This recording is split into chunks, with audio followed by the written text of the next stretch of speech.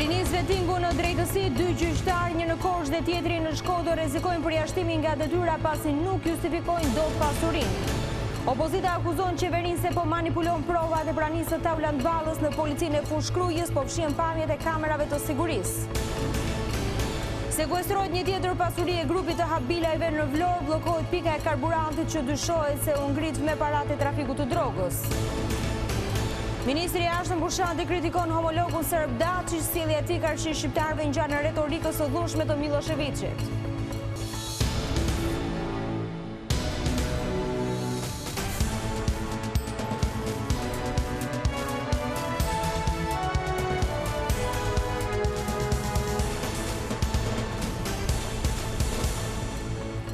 Mirdita, zonja dhe zotrin, do t'jemi së bashku në edicionin informativ të orës 15 këtu në ekranin e Vizion Plus.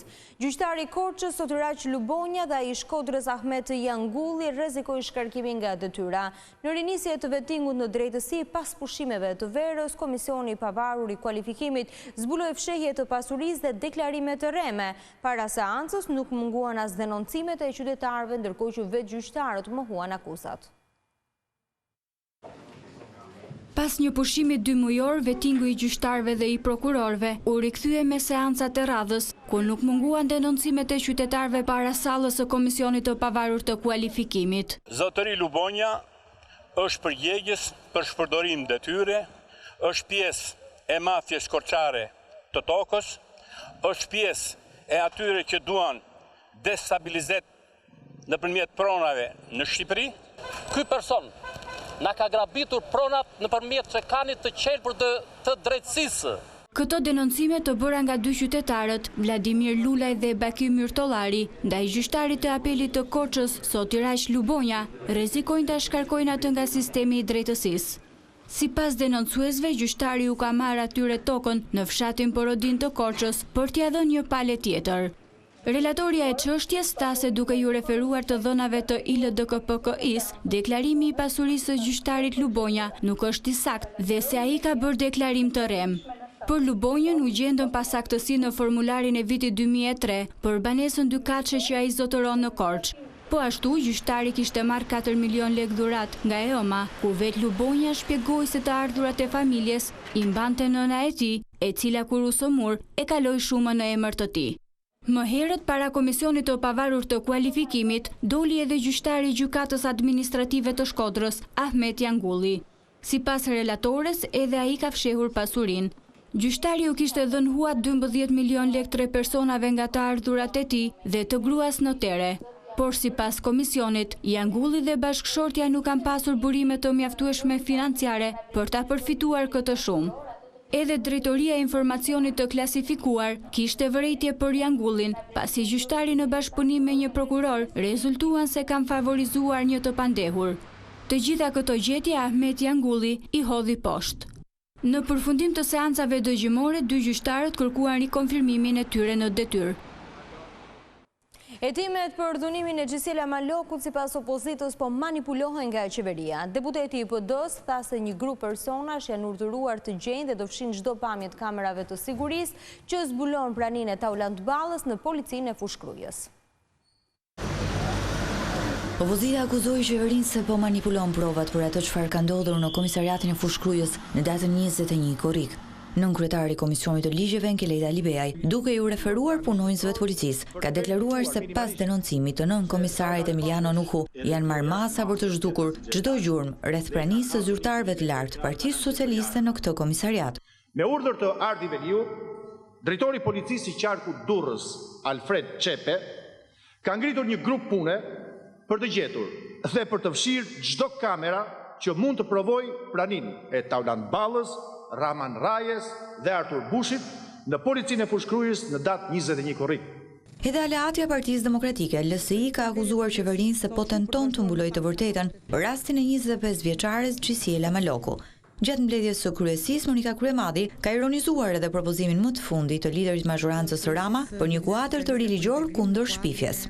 Edi Rama është njeriu që ka grabitur sot dhe ka rrëmbyer shtetin, dhe përveç kësaj ndihet aq i rrezikuar sa që dëgjojmë edhe propozimet qesharake të tij që kanë të bëjnë me paketën anti-shpifje, që është një paket që nëse i pari që duhet dënuar për shpifje është Edi Rama. Një ditë më parë, kryeministri Edi Rama, duke ju referuar rastit të Gjisiela me Lokut, paralajmëroi një paketë anti-shpifje.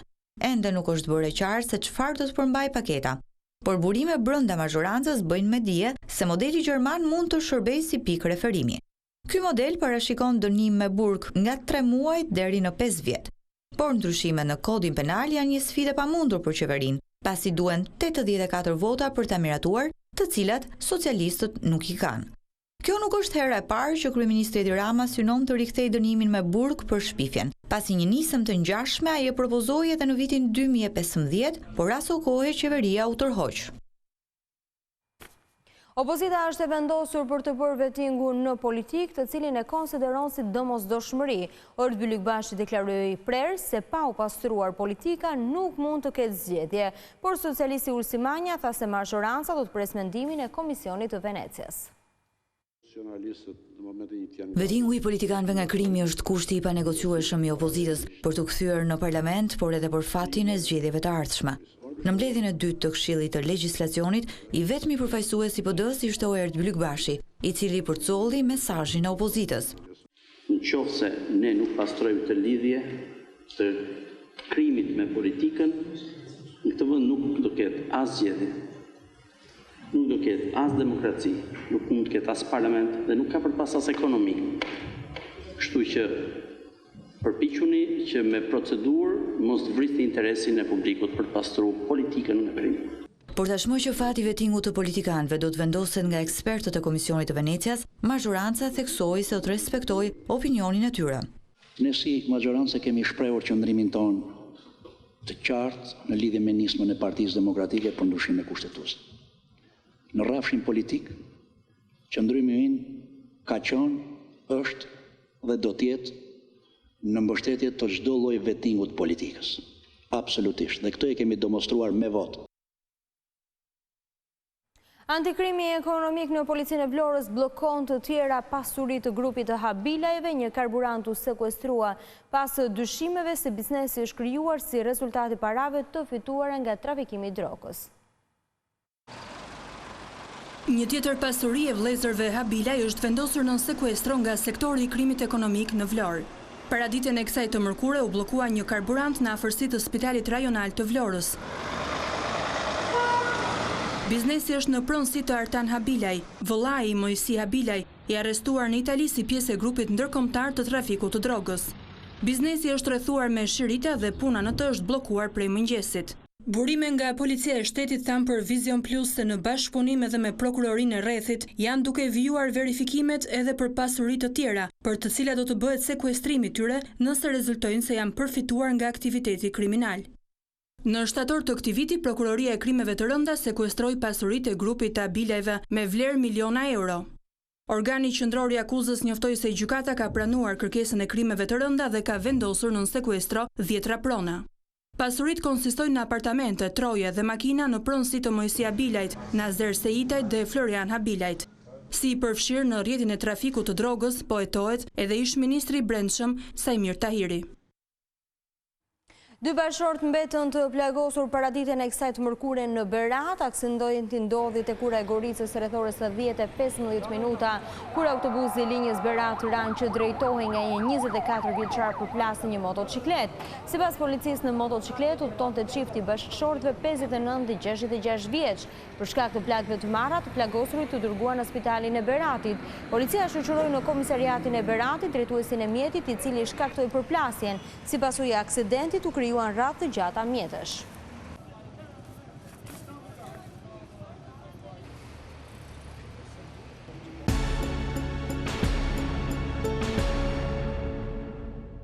Ministri për Evropën Ditmir Bushati kritikoi homologun e tij serb Ivica Dačić për qasje në raport me shqiptarët. Shefi i diplomacisë tha se Beogradi duhet të heqë dorë nga retorika e dhunës që të kujton kohën e Miloševićit. Ditmir Bushati e hoqi kostumin e diplomatit kur foli për marrëdhëniet mes Shqipërisë dhe Serbisë dhe të ardhmen e tyre. Ai në kurseu kritikat për homologun Ivica Dačić dhe deklaratat provokative ndaj shqiptarëve. Më bëri paksa përshtypje fjala e mikut tim Ivica Dačić, i cili e konsideronte Kosovën si djepin apo thelbin e kombit serb dhe shqiptarët si njerëz që jetojnë jashtë atë vendit. Me gjithë respektin për postin e rëndësishëm që miku im mban në qeverinë dhe shtetin serb, duhet të them që kjo retorikë e shekullit 19 nuk është se i bën fort nder gjithë diskutimeve të sotshme që janë të përqendruara tek procesi i normalizimit, i stabilizimit dhe pse jo hapja një perspektive të qartë për pajtimin. Duke folur për procesin e pajtimit mes dy vendeve, Bushati kritikoi sërish Beogradin duke thënë se nuk duhen ringjallur retorikat e dhunës. Procesi i pajtimit është një proces edhe më i gjerë, edhe më i dhimbshëm. Nuk është një proces që mund të lihet në harres. E keqja nuk mund të lihet kur në harres. Nuk është një proces që mund të arrihet nga ana tjetër duke glorifikuar të keqen dhe simbolet e të keqes, siç për fat keq ende ka tendenca për ta sjellë Miloševićin në ditët e sotshme. Duke ndalur tek qasja neutrale e Serbisë ndaj NATO-s dhe BE-s, Bushati thumboi presidentin Vučić për vizitën e tij në Rusi. Na mbetet vetë se të respektojmë qasjen e saj neutrale, e cila duket se u konfirmua dhe dje nga presidenti Vučić në takimin me presidentin rus Putin. Por pavarësisht të gjithë ndasive që mund të kenë serbët dhe shqiptarët, ministri Ditmir Bushati u shpreh optimist se marrëdhëniet do të shkojnë drejt normalizimit. Dhe në këtë Gjatë vizitës së tij në Shtetet e Bashkuara të Amerikës, presidenti Ilir Meta është takuar me kreun e Senatit Amerikan. Kreu i shtetit i shprehu presidentit të Senatit mirënjohjen për ndihmën e deritanishme ndaj Shqipërisë në procesin e reformave të brendshme në drejtim të forcimit të shtetit ligjor dhe të demokracisë. Meta nënvizoi se SBA ka një rol të pazëvendësueshëm në arritjen e deritanishme të Ballkanit në drejtim të paqes dhe stabilitetit. Shqipëria mbështet politikën e dyerve të hapura të NATO-s e pas antarësimit të Malit të Zi, urojmë që edhe Maqedonia të bëhet antare aleancës. I inkurajojmë që dialogu Kosovë-Serbi të përmbyllet me sukses, është shprehur presidenti Ilir Meta. Nga ana e tij, presidenti i Senatit Amerikan vlerësoi miqësinë e fortë mes dy vendeve tona dhe shprehu mbështetjen për forcimin e marrëdhënieve të gjithanshme mes së dy vendeve.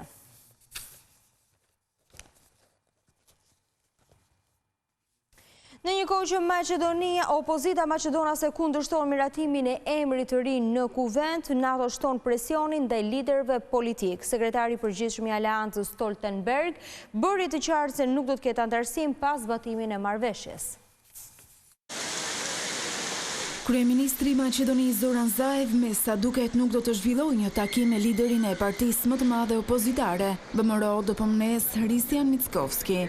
Opozita kundërshton ndryshimet kushtetuese për marrëveshjen e Prespos, duke bërë të qartë se vetmja mënyrë për dalje nga kriza pas referendumit do të jenë zgjedhjet e parakohshme parlamentare. Mungesa e numrave për ndryshimin e emrit të Maqedonisë në bazë të marrëveshjes me Greqinë pengon antarësimin e vendit në NATO. Sekretari i përgjithshëm i NATO-s Jens Stoltenberg ka ritheksuar sërish se nuk ka antarësim në NATO për Maqedoninë pas zbatimin e plotë të marrëveshjes me Greqinë. Ajo që mund të them është se nëse marrëveshja e emrit me Greqinë zbatohet plotësisht, atëherë ne jemi të gatshëm t'ju pranojmë si shteti i 30 antar i NATO-s. Ne do të jemi në gjendje ta nënshkruajmë protokollin e pranimit në fillim të vitit të ardhshëm dhe më pas do të keni mundësinë të merrni pjesë në takimet e NATO-s. Është e rëndësishme të theksoj se nuk ka asnjë mënyrë tjetër alternative për të bashkuar me NATO-n përveç zbatimit të marrëveshjes së emrit. Stoltenberg thekson se janë ligjvënësit ata të cilët do të marrin vendimin përfundimtar dhe jo NATO. Vetëm parlamenti në Shkup mund të marrë vendimin përfundimtar. NATO nuk mund të imponojë apo detyrojë parlamentin në Shkup të marrë vendime konkrete. Unë besoj fuqimisht se do të jetë një përparësi e madhe për vendin që të bëhet antare e plot fuqishme. Ajo siguron stabilitet, siguri, vendosshmëri, të cilat janë të rëndësishme për prosperitetin ekonomik. Në fund, Stoltenberg i bën apel liderëve politik që të punojnë së bashku në mënyrë konstruktive për të përmbushur këtë mundësi historike, që sipas tij vjen vetëm një herë në jetë. Faktori ndërkombëtar pret që kuvendi i Maqedonisë të miratojë ndryshimet kushtetuese. Deputetja nga grupi Socialdemokratëve Europian, Tanja Fajon, shprehet se është e kënaqur me referendumin ndaj dhe tashme ka radhën kuvendi për miratimin e amendamenteve kushtetuese. Ministri për punë të jashtme i Luksemburgut, Jean Asselborn, paralajmëroi se nëse marrëveshja me Greqinë nuk votohet në kuvend, Maqedonia shkon drejt izolimit. Zëvendës kryetari i grupit parlamentar të partisë në pushtet CDU-CSU në Bundestagun gjerman, Johan David Vadelul, tha se qytetarët votuan bindshëm në referendumin për emrin e ri i Maqedonia Veriore dhe se opozita nuk mund ta bllokojë perspektivën e Maqedonisë për anëtarësimin në NATO dhe Bashkimin Evropian.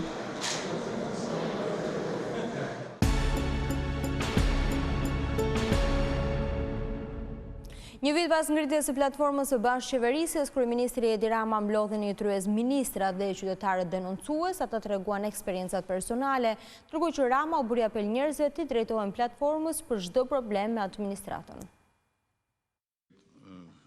E mërkura është zakonisht dita e mbledhjes së qeverisë, por kjo e mërkur ishte ndryshe. Të ulur në tryezë nuk ishin ministrat, por qytetarë të ndryshëm, të cilët kishin zgjidhur problemet e tyre nëpërmjet platformës së bashkëqeverisjes, e cila eksaktësisht një vit më parë u projektua si ide. Platforma ka një thatë 10 ditor për adresimin e një problemi të shtruar nga qytetarët. Pas marrjes së zgjidhjes nga ana e qytetarëve, vazhdon hetimimi administrativ për arsyet e vonesave dhe zvarjeve të shkaktuara. Për gati 2 orë, të gjithë ministrat janë përgjigjur shqetësimeve dhe problemeve të qytetarëve. Që në 2016 deri sot nuk është marrë as certifikata e objektit të legalizuar dhe as trulli që unë i kam paguajtur, do kam marrë trullit të gjitha. Nxjerrin probleme nga më abstrakte, nga më të ndryshme. Aty çdo njeri është ligji. Unë them kështu e di unë. Arsyeja pse është zgjedhur rasti juaj që është një rast specifik dhe i paplot është pikërisht për shkak të faktit se paralelisht me procesin e dhënies së drejtës për qytetarët, zhvillohet një betejë reale e Task Forces antikorrupsion. Kryeministri Edi Rama bëri edhe një herë apel që qytetarët i drejtohen platformës, pasi ajo është mënyra më e shpejtë dhe më efikase për të gjetur zgjidhje për problemet e tyre. Task Force antikorrupsion ka zbarkuar në Lezhë duke ushtruar kontrolle në disa institucione. Ministra Tilda Gjonaj bëri të ditur se janë kallëzuar penalisht 7 punonjës të autoritetit kombëtar të ushqimit, ndërsa janë rekomanduar disa masa disiplinore. Task Force antikorrupsion në javën që lan pas ka përfunduar një sër kontrollesh në disa institucione të rrethit të Lezhës që ofrojnë shërbime publike në këtë rreth. Konkretisht si Spitali Rajonal Lezhë, AKU Drejtoria Rajonale Lezhës dhe Drejtoria Bujqësore e po këtij rrethi. Bazuar në shkeljet e konstatuara, është depozituar kallëzim penal për 7 punonjës të niveleve të ndryshme të këtyre institucioneve. Konkretisht për ish drejtorin e AKU-s Lezhë si dhe 6 inspektor të këtij institucioni, të cilët dyshohet të kenë kryer veprën në bashkëpunim të shpërdorimit të detyrës, duke kryer veprime që kanë cënuar rënd për mbushjen e detyrimeve ligjore në lidhje me sigurinë ushqimore. Bashkia e Elbasanit vendosi të ndërhyrë në shkollën e fshatit Mengël duke dhënë 600.000 lekë për rikonstruksionin e saj. Kjo zgjidhje është pranuar edhe nga nxënësit dhe prindrit që kishin 3 javë që protestonin për këtë problem. Protestat e përshkallëzuara të banorëve të fshatit Mengël në Elbasan për hapjen e shkollës kanë detyruar bashkinë të nisë rikonstruksionin e menjëhershëm të saj. Pas 13 ditë të shëfuzimit të nxënësve dhe prindërve, autoritetet premtuan se shkolla e mbyllur prej një viti do të rivihet në funksionim në një periudhë të shpejtë. Derisa punimet të përfundojnë, nxënësit do të shkojnë në shkollën e caktuar në qytetin e Elbasanit. Jemi shumë të lumtur që filluan punimet, më në fund arritëm qëllimit. Edhe fëmijët kanë shumë qejf të shkojnë në shkollë. E thamë që në fillim se kalamajt do vazhdojnë shkollë, kur fillojnë punimet tu, kalamajt do vazhdojnë shkollë. Edhe kalamajt të ishin nisë për shkollë tani. Do fillojmë mësime normale, mund të bëjmë disa orë të zgjatura. Qofse për 3 javë nuk hapet shkolla, dhe jetë akoma ma keq si dje. Po da është i gjithë dakord. Ju lutem shumë, mas bani lojra. Në total bashkia ka akorduar 600.000 lekë për punimet që pritet të mbyllen brenda fatit. Një ditë më parë, bllokimi për disa orë i rrugës kombëtare nga prindërit dhe nxënësit u shoqërua edhe me përplasje me policinë. Për të tretin vit Tirana do të mirëpres maratonën e vrapit, 2500 persona nga 40 shtete do të bëjnë pjesë e kësaj gare. Kryebashkia Kuvelia i takoi vullnetarët e aktivitetit dhe shpjegoi masat për mbarvajtjen e tij. Kjo është e përditshme e Luiza Gegës. Kampionja dhe rekordmenja atletikës tërvitet me orë të tëra në pistat e vrapit për rreth kodrave të liçenit. Ajo është një nga pjesëmarrëse dhe pretendentet kryesore në gjysmë maratonën e vrapit që do të mbahet në 7 tetor në Tiranë. Por këtë vit veç fitores, Luiza synon të thyejë rekordin e saj. Besoj që arsyeja kryesore është kënaqësi të vraposh në vendin tënd. Jam rekordmene e kësaj gare. Në fakt, këtë vit dua të bëj një rekord tjetër të ri, sigurisht të një timin personal sepse tani do thyej rekordin tim, shpresoj shumë. Veç Luizës në gjysmë maratonën e këtij viti do të marrin pjesë dhe 2500 vrapues nga 40 shtete. Kryetari i Bashkisë Erion Velia i gjatë një takimi me vullnetar dhe organizator kërkoi angazhim maksimal për eventin sportiv të së dielës. Do të kemi 7 stacione ku jo vetëm do të shërbehet ujë, por do të ketë muzikë edhe alegri edhe për të inkurajuar pak vrapusit. Do të kemi edhe 7 stacione të ndihmës shpejt si nga Kryqi i Kuq, ashtu dhe nga vullnetarët e emergjencave civile, kështu që nëse dikush rrëzohet, pengohet, mjafton që të dini ku është stacioni më i afërt për të siguruar pastaj që do të vi ndihma e shpejtë. Jam i sigurt që dhe kësaj herë edhe Policia e Shtetit dhe Policia Bashkiake edhe gjithë shërbimet e tjera ligjzbatuese do jenë krye detyrës. Të dielën e 7 tetorit për shkak të maratonës nuk do të lejohet qarkullimi makinave. Trafiku në të gjithë zonën qendrore të Tiranës gjatë zhvillimit të maratonës, pra duke filluar që shumë herët në mëngjes duke gdhir dhe deri mbasi të ketë kaluar finishin maratonomaku i fundit, trafiku do të jetë i bllokuar. Pra do të kemi një qytet pa makina. Kështu që edhe ai që nuk do vrapoj maratonën do ketë oksigjen gjatë gjithë ditës sikur më përpara. Kështu që ka një bonus edhe për ata që nuk do të vrapojnë. Itinerarët e rinj të certifikuar nga Federata Ndërkombëtare e Atletikës do të përshkojnë edhe një pjesë të qendrës. Maratona nis nga sheshi Nën Tereza. Vrapuesit kalojnë përgjatë bulevardit kryesor në unazën përreth qendrës. Hyjnë në zonën e ish-bllokut, kalojnë pranë Gardës së Republikës për të ngjitur te kodrat e liçenit dhe për të kthyer sërish në sheshin Nën Tereza. Gjysmë maratona e vrapit fillon në orën 9 të mëngjesit dhe përfundon në orën 13.